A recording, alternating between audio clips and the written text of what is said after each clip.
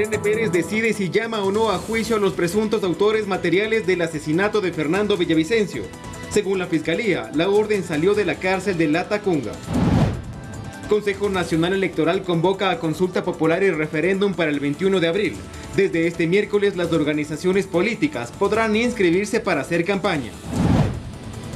Intensa lluvia en el Valle de los Chillos en Quito dejan varios sectores inundados. En lo internacional, el invierno golpea con fuerza en Bolivia. Las fuertes lluvias provocaron un deslave que sepultó a un pueblo entero. Al menos 40 familias lo perdieron todo. En los deportes, Angie Palacios y Neisy Dajomes ganaron medalla de oro en los Panamericanos en levantamiento de pesas en Venezuela.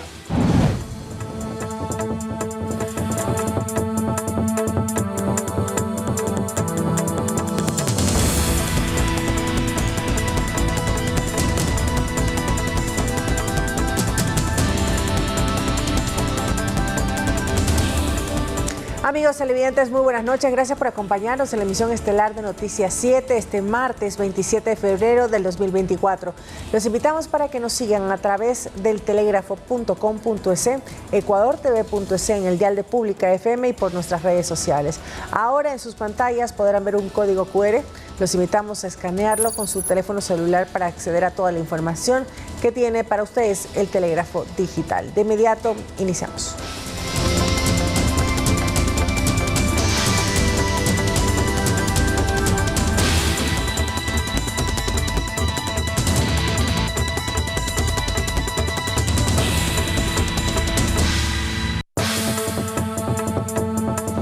El presidente Daniel Noboa Acin encabezó la ceremonia militar por los 195 años de aniversario de la batalla de Tarqui, Día del Ejército, del Civismo y Unidad Nacional.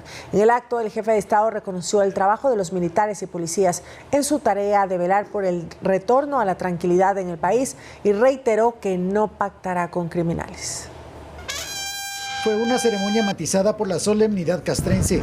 Tras recibir los respectivos honores de rigor, el presidente Daniel Noboa ocupó el puesto principal en la tribuna del Campo de Marte de la Escuela Superior Militar Eloy Alfaro, al norte de Quito. Acto seguido, el primer mandatario recibió por parte de las autoridades militares el bastón de mando y el reconocimiento honorífico militar por la siguiente razón. Como un justo reconocimiento a quien tuvo el coraje de decretar la existencia de un conflicto armado no internacional como mecanismo para recuperar el orden, la seguridad y la paz social. En su alocución, el presidente Noboa hizo un símil de la gesta heroica del 27 de febrero de 1829 de la batalla de Tarqui con la batalla que ahora mismo libran los soldados y policías del país en contra del terrorismo y sus tentáculos de las organizaciones narcodelictivas. Y podemos decir a la ciudadanía que estamos respondiendo a este gran reto y estamos bajando los índices de muertes violentas, hemos controlado las cárceles y estamos trabajando para darle paz a los ecuatorianos. Y en el contexto de esta ceremonia militar, el comandante del ejército, Fernando Haddati, hizo un llamado a las autoridades de las otras funciones del Estado para ejecutar un trabajo en conjunto.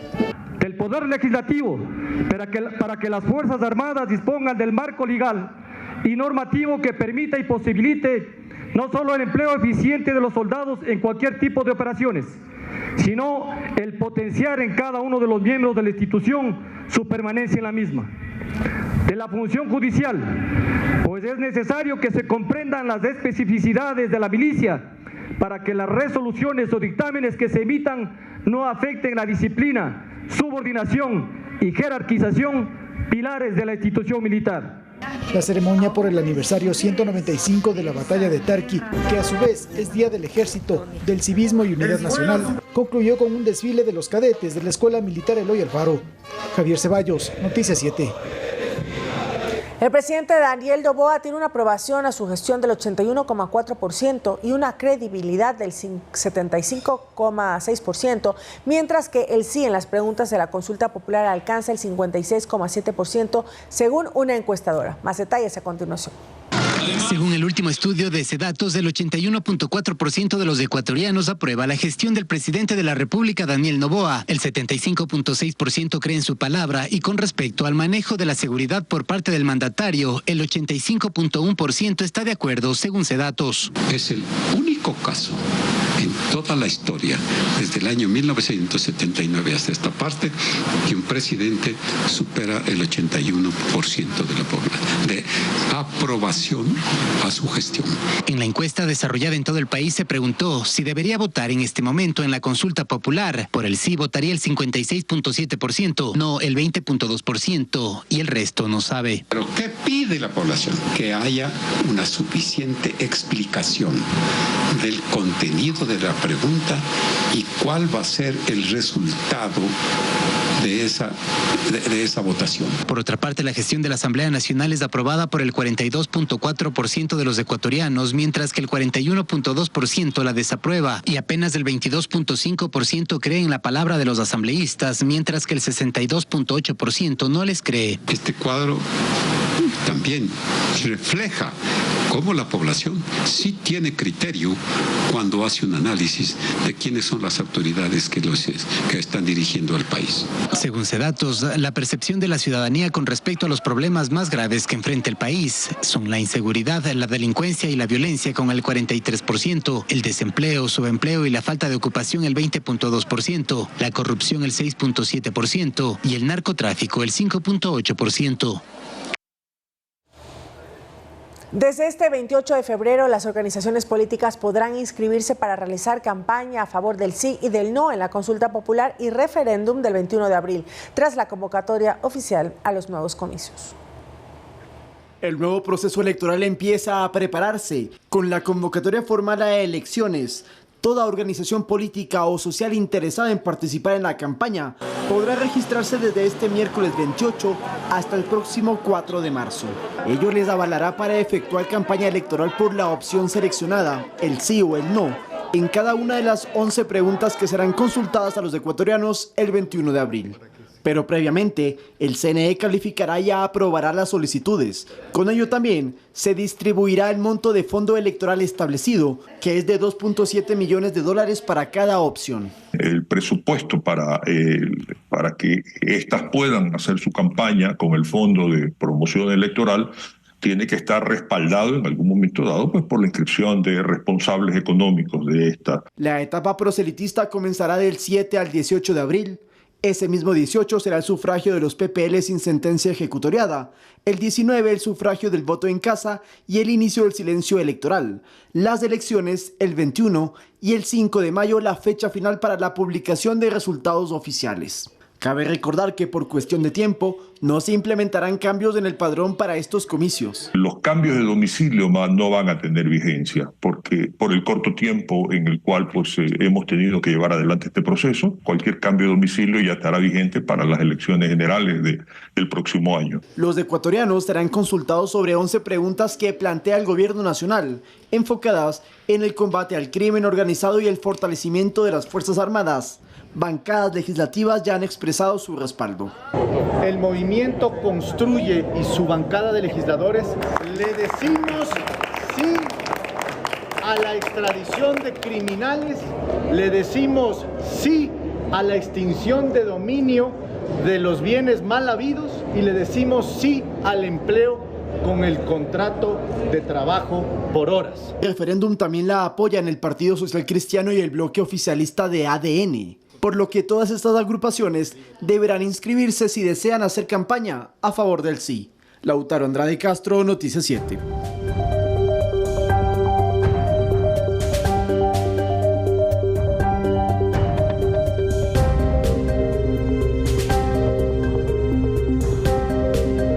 En el complejo judicial al norte de Quito, desde la mañana de este martes se lleva a cabo la audiencia preparatoria de juicio contra los 6 procesados por el asesinato de Fernando Villavicencio. La Fiscalía los acusa de ser los autores materiales del hecho y asegura que la orden salió de la cárcel de La Tacunga.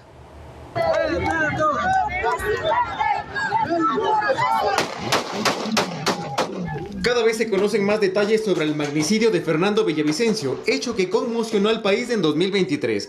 Durante la audiencia preparatoria de juicio en contra de 6 procesados, a quienes se los acusa de autores materiales, la Fiscalía resalta un nombre, Carlos A., alias Invisible. Según la fiscalía, Carlos A. es líder de una facción del grupo terrorista de los Lobos y sería quien planeó todo y dio la orden de asesinar a Villavicencio desde su celda en la cárcel de Cotopaxi.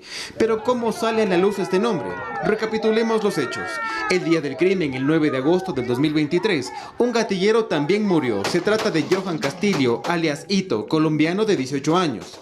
En las investigaciones, la fiscalía explotó su celular y allí constaba que Carlos A. le envió un video y un mensaje que decía: confío en usted, usted sabe controlar bien.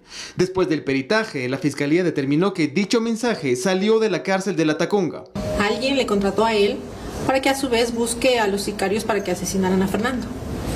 Este señor es una clave fundamental en el proceso para llegar a los autores intelectuales, ¿no? En los hechos también se nombra a Laura C., quien cumple prisión preventiva. Ella sería la encargada de gestionar las motocicletas y las armas usadas para asesinar al expresidenciable. Tienen que tener en cuenta que su vida está en peligro. No van a llegar, entiendo que no llegarán vivos al proceso del juicio, porque ya lo hicieron con los sicarios y la gente que los contrató no va a dejar cabos sueltos. Mientras que Eric R., Víctor F. y Oscar F. también son señalados como cómplices. A la audiencia también asistió Patricia Barragán, quien recibió 2 disparos del día del atentado. Pero ya la gente se aglomeró, salimos y llegué hasta la puerta de la camioneta donde entró Fernando y empezaron los disparos. Algo terrible, algo que uno no puede, hasta ahora no puedo superar. He tenido que ir a muchas terapias psicológicas. Fueron muchos disparos, fue un momento aterrador. Durante la diligencia también la jueza Irene Pérez aceptó el pedido de fiscalía para declarar la extinción de la acción penal en contra de 6 colombianos y un ecuatoriano que estaban detenidos por este caso, pero que fueron asesinados en cárceles de Quito y Guayaquil en octubre del 2023. Edison Saavedra, Noticias 7. La fortuna que el narcotraficante Leandro Norero acumuló por sus actividades ilícitas sería de varios millones de dólares. Según la Fiscalía, el dinero fue a parar en Panamá y Andorra, como lo revelan también los chats del caso Metástasis. Leandro Norero durante su vida se convirtió en uno de los narcotraficantes más importantes del Ecuador. Sus actividades se daban en secreto. No era muy conocido y fue a partir del 2022 cuando se conoció sobre su identidad y quedaban las sospechas del poder que llegó a tener. Pues en los allanamientos ejecutados en el 2022, Norero fue sorprendido por las autoridades con más de 10 millones de dólares entre dinero en efectivo, joyas y otros indicios. Pero el patrimonio del capo del narcotráfico supera por mucho más los 10 millones. Pues según la información recopilada por la Fiscalía en el expediente fiscal, se indica que Norero en el Ecuador obtuvo 12 bienes inmuebles a nombre de testaferros como su esposa y sus hermanos. En Salinas tengo un departamento donde se quedaban mi seguridad. Salinas salió por XJ, nada más. Queda pendiente finca, que eso está a nombre de mi suegro. Anda que se desmaya el viejo. Le dije que me busque un hombre. Bien, con buena relación comercial, ni un fantasma. Norero no solamente en el Ecuador tenía propiedades, sino también en Colombia, Perú, España y Andorra. En los chats del caso Metástasis, Norero con Javier J. hablaban de cómo incluso tenían pensado vender y adquirir otros bienes en Europa y de la misma manera proteger otros para que la Fiscalía no los identifique e incaute. ¿Viste el depar de Barce? ¿Cómo si se ve? ¿Cómo se tienen las cosas? Mi mujer está que llora. Pero ya está, necesitamos. Si ya vas a trabajar, no la vendas de año. Está en la mejor zona de Barcelona. Donde tú estás, hazme comprar. Pero hay una mejor. Deja tenerla al 100 en Andorra. En nuestro país, solo una de las propiedades que aparentemente pertenecía a Leandro Norero fue vendida en Salinas en 3 millones de dólares, a lo que se suman otros bienes ubicados en zonas exclusivas de la provincia del Guayas, como Isla Mocolí, El Cortijo y San Borondón.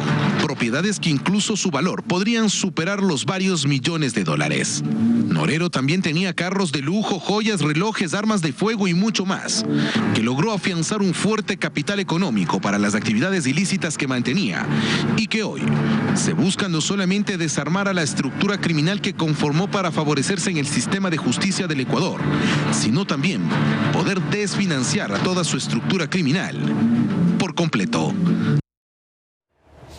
La Corte Nacional de Justicia solicitó de manera formal a la República de Argentina la extradición del expresidente de EMCO, Hernán Luque Lecaro, quien fue detenido en ese país el 8 de febrero. El exfuncionario es requerido por la justicia ecuatoriana por su presunta participación en el caso Encuentro. Tras 18 días de su detención, la Corte Nacional de Justicia envió el pedido formal a la República de Argentina para extraditar a Hernán Luque Lecaro, expresidente de la empresa coordinadora de empresas públicas EMCO. La solicitud, enviada con fecha 26 de febrero, tiene el objetivo de traer a Luque Lecaro a Ecuador para que enfrente un proceso penal por su presunta participación en delitos de delincuencia organizada. Se refieren al caso Encuentro. Hernán Luque Lecaro es uno de los 8 procesados por este caso, que se originó tras la filtración en un medio digital de varios audios de supuestas llamadas donde presuntamente se ofertaban movimientos en empresas públicas. Según Fiscalía, esta estructura tenía el poder para interferir en instituciones públicas como CENEL, Banecuador, Servicio Nacional de Aduanas, entre otros. Según la Corte Nacional de Justicia, el proceso para gestionar la extradición de Lecaro se realizará a través de Cancillería. Nos tendría que pasar la Corte Nacional de Justicia, solicitar que emitamos la información sobre la petición de extradición de esta persona hacia el Estado argentino. El Estado argentino está a la espera de la solicitud. Recordemos que el pasado jueves 8 de febrero se conoció que Hernán Luque Lecaro fue detenido cuando transitaba en la calle Garruchaga, en el barrio de Palermo, Argentina, donde tenía su domicilio. Él fue delegado del presidente de la República ante el directorio de la empresa coordinadora de empresas públicas entre julio del 2021 y noviembre del 2022. Su designación se dio por decreto presidencial de Guillermo Lasso. Edison Saavedra, Noticias 7.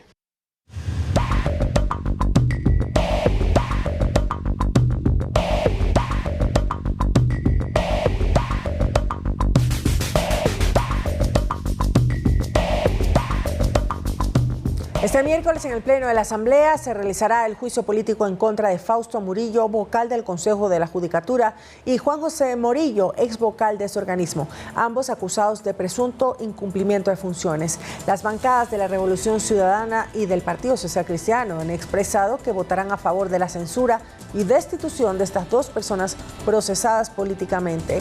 Sin embargo, nada está dicho, ya que para lograr aquello se requieren 92 votos.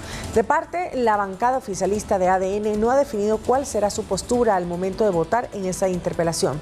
Este juicio político es impulsado por el legislador social cristiano Carlos Vera.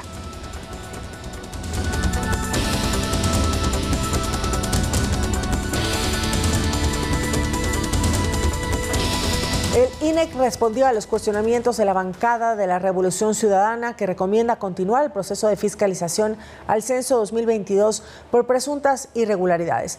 Desde la institución niegan errores en la metodología implementada.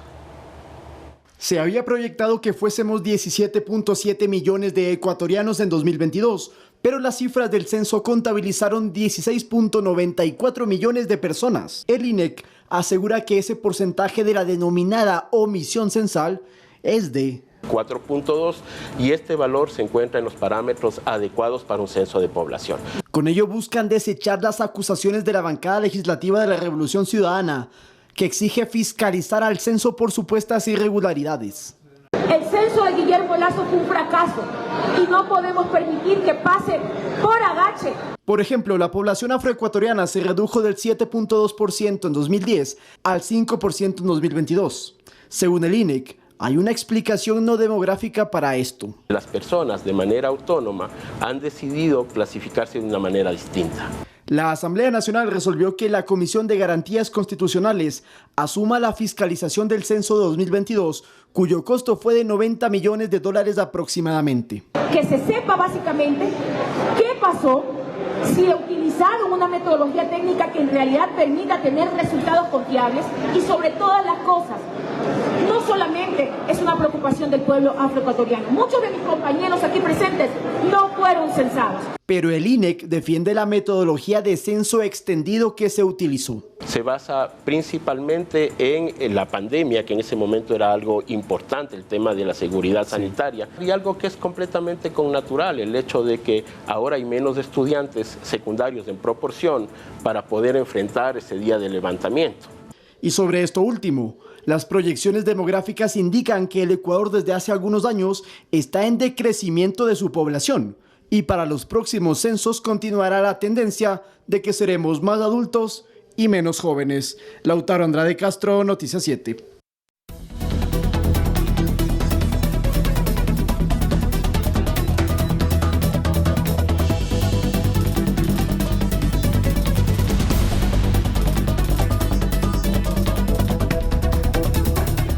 El invierno golpea con fuerza en Bolivia. Las fuertes lluvias registradas en el sector de Cochabamba provocaron que la presa de una laguna cercana se reventara. El lodo sepultó a un pueblo entero y arrasó con granjas, cultivos, autos, casas y todo lo que había a su paso. Afortunadamente no hubo víctimas mortales, pero al menos 40 familias lo perdieron todo. Hasta el momento, el invierno en Bolivia ha cobrado la vida de 39 personas y ha causado afectaciones a más de 12.000 familias desde noviembre del año pasado.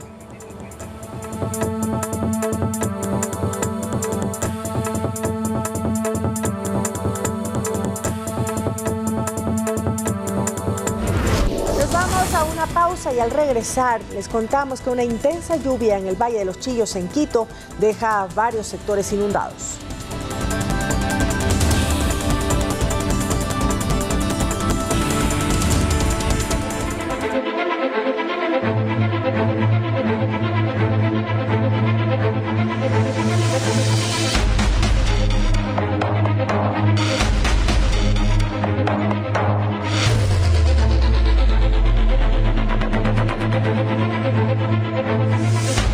Un equipo de Ecuador TV ingresó a la cárcel de Cotopaxi para constatar cómo funciona este centro de rehabilitación social desde el estado de excepción. Nuestro compañero Lautaro Andrade nos relatará lo encontrado por el ejército durante los últimos operativos. Veamos cómo vivían los caporales antes de la intervención militar.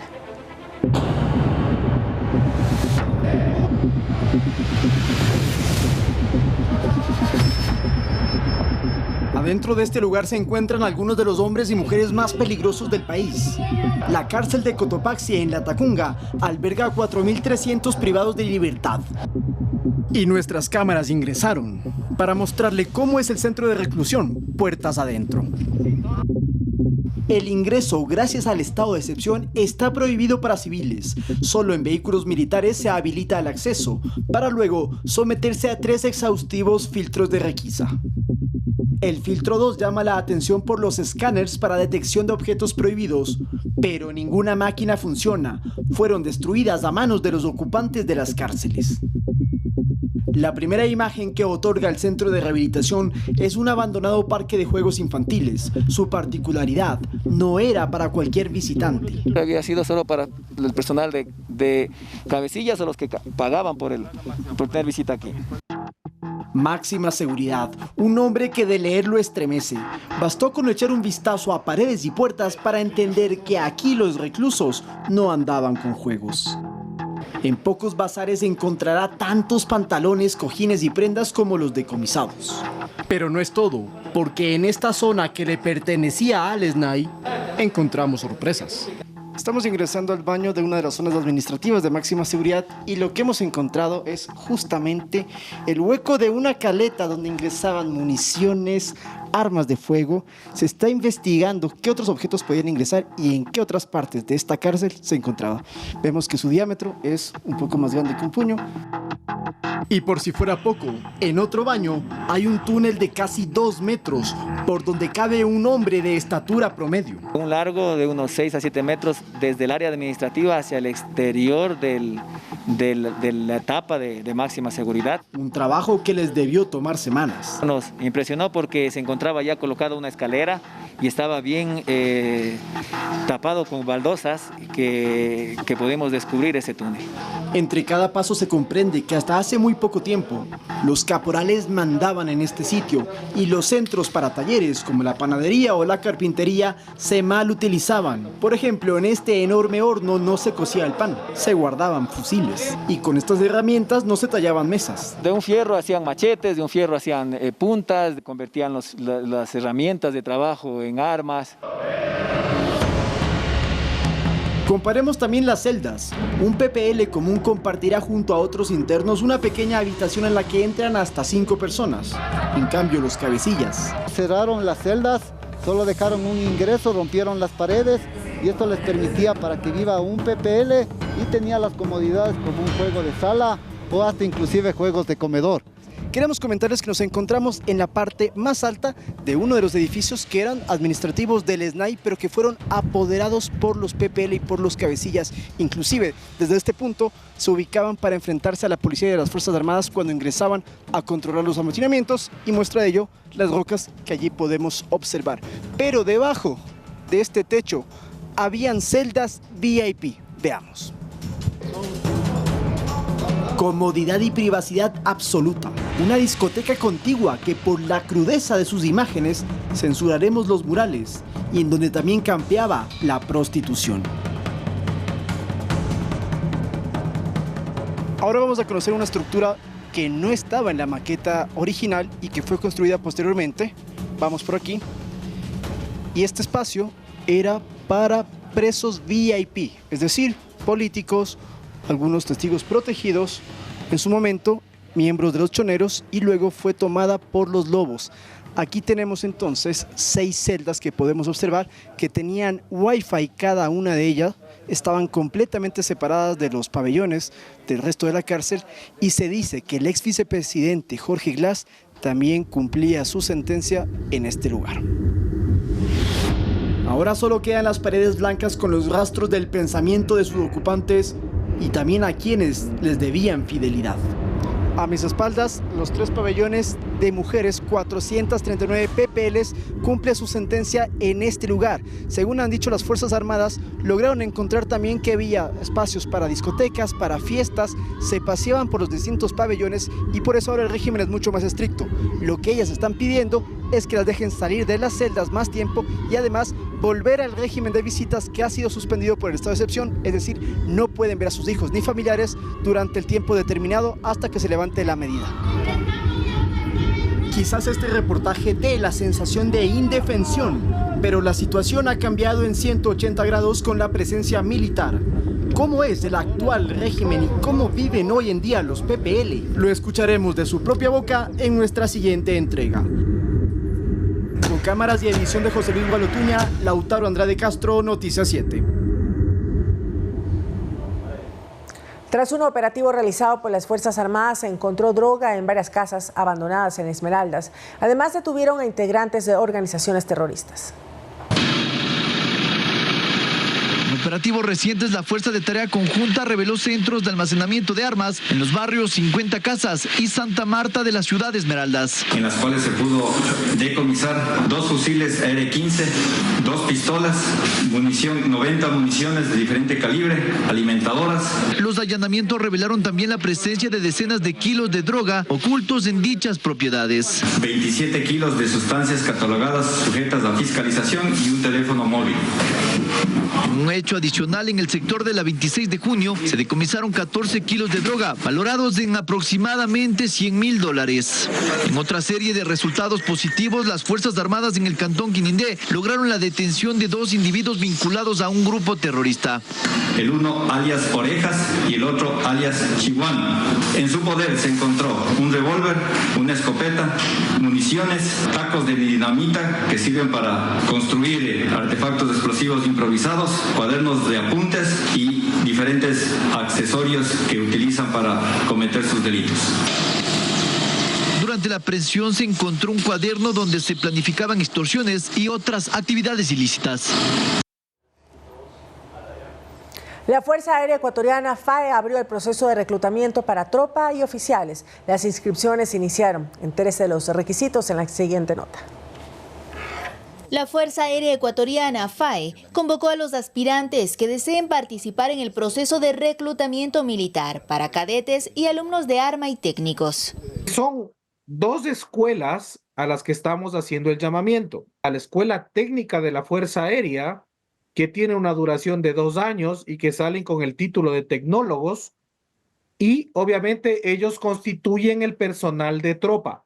Y la Escuela Superior Militar de Aviación, que es el tiempo de 4 años donde van a obtener el grado de subtenientes de arma o técnicos. Para Tropa inició la inscripción desde este 26 de febrero y se receptarán los datos hasta el viernes 15 de marzo. Y para la Escuela de Oficiales será entre el 1 y 19 de abril, a través de la página web www.reclutamientofae.net. ¿Pero cuáles son los requisitos? Entre los principales están ser ecuatoriana o ecuatoriano por nacimiento, ser mayor de edad hasta los 21 años, 11 meses y 30 días a la fecha del ingreso a la Escuela de Formación Militar, poseer el título de bachiller. Es importante que los aspirantes no tengan cupos activos para el ingreso a la educación superior. ¿Pero qué pasa con quienes tienen tatuajes? No deben tener tatuajes mayores a 10 centímetros de diámetro, ya sea en cualquier parte del cuerpo, y específicamente que no sean visibles con la vestimenta, en este caso nuestros uniformes. Si cumple los requisitos iniciales, pasará a las siguientes fases. Las siguientes fases son los exámenes de aptitud y los exámenes psicológicos de personalidad, pruebas de confianza y la entrevista psicológica. Una vez que este personal ha cumplido con nuestros parámetros y nuestros requisitos, avanza a la siguiente fase. La siguiente fase son los exámenes médicos. Continúa el proceso y ahí es donde empiezan nuestros exámenes académicos.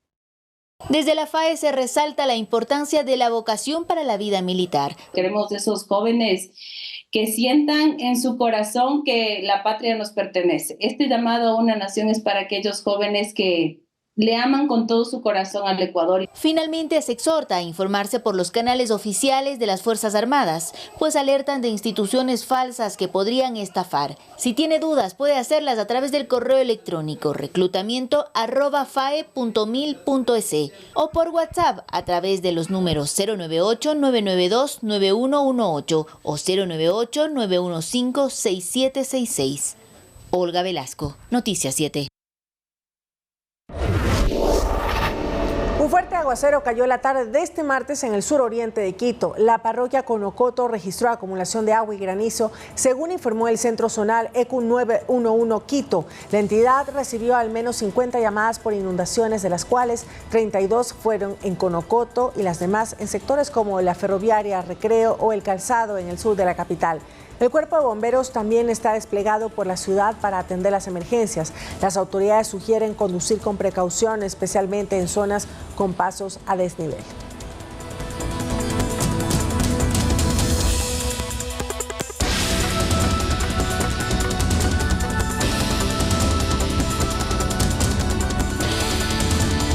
La vía Aloac-Santo Domingo tuvo que cerrarse en el kilómetro 82 por un hundimiento en la calzada, según informó la Prefectura de Santo Domingo de los Áchilas. En el lugar se realizó una evaluación de la zona afectada con personal técnico, lo que inhabilitó la circulación normal de vehículos y hasta el momento no se ha retomado el paso. El socavón se registró al ingreso del puente sobre el río Lelia.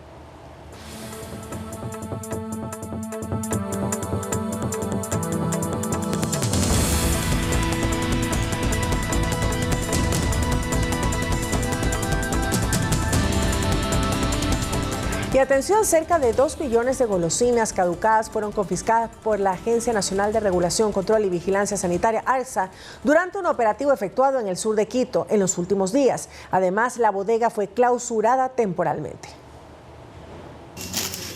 Se trata de una bodega ubicada cerca al mercado Chirillacu por el sector El Recreo en el sur de Quito. En este local se vendían caramelos, chocolates, galletas, gomitas, entre otros dulces, pero su fecha de consumo era alterada. Así lo dio a conocer Milena Valdivieso, coordinadora zonal 9 de la Agencia Nacional de Regulación, Control y Vigilancia Sanitaria, ARSA, tras realizar un operativo en el lugar. Se ubicó un establecimiento de comercialización de confites y otros productos procesados que se encontraban comercializando productos caducados, otros productos sin fecha de vigencia y otros a los que posiblemente se le alteraba esta fecha.